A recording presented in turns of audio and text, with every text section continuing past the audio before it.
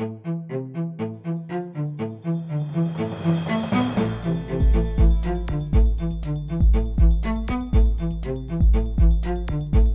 g'day students. I have with me Laura Vickers, who has actually set up her own legal firm, Nest Legal. Laura, can you tell us a little bit about Nest Legal and how it was set up? So Nest Legal is one of Australia's first online law firms. It's certainly the only after-hours law firm in Australia, and I started it 12 months ago when I just finished my maternity leave, and I was talking to other parents who were looking to get quality legal services and couldn't find a way to do that during business hours because of their caring responsibilities. And I was in the same position with my caring responsibilities, not being able to work during the day due to childcare constraints. So I thought I'd tried crazier things in my life than this. Why not just hang out a shingle online and see what happened? Well, pretty gutsy. I mean, you've worked in the corporate sector. You've also worked as a lawyer for government. How hard was it to actually sit around your kitchen table, decide to set up your own legal practice and then get it up and running? Well, there's very few precedents in Australia. There are a few more in the US, I think, out of adversity, much as anything else. So it was really itemising the actual requirements set down by the Legal Profession Act in Victoria, and then seeing how different people thinking innovatively around the world had managed to meet those requirements, operating online and in the cloud, and in my instance, after hours. And setting up such an innovative legal practice that's different to large corporate practices, for instance, have you got much flack from the big boys, the big girls, the big end of town?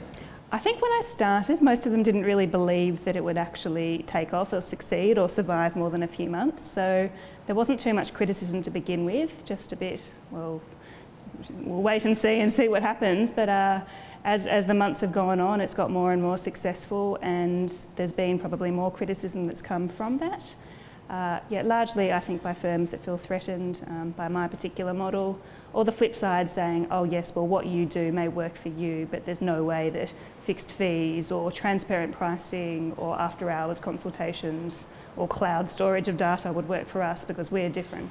And is that the big difference? The fact is that you're available after hours, online, at times when people have finished work but they want legal advice, they can contact you. Is that the big difference?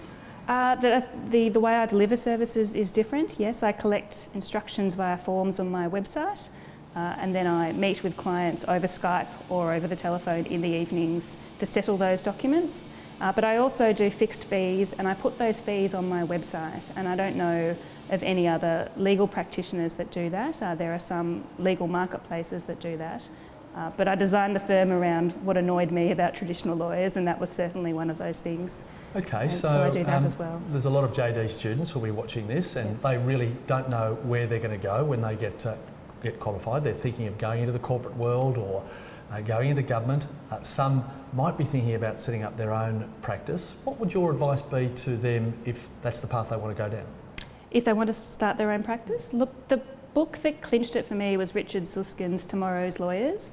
My dream for a long time through law school was a little shop front on High Street with pot plants and nice music and all that, but Northcote rents meant that wasn't going to be a real possibility, and Susskind predicts those types of firms probably won't exist in 20 years anyway. So I started thinking innovatively about what he thought was going to survive in small practices, and went from there. So if there are students who are thinking about starting up their own practice, I'd certainly recommend they consider the online model because of the less overheads involved, but also it builds a more sustainable practice in terms of the technology, but also in terms of the lifestyle.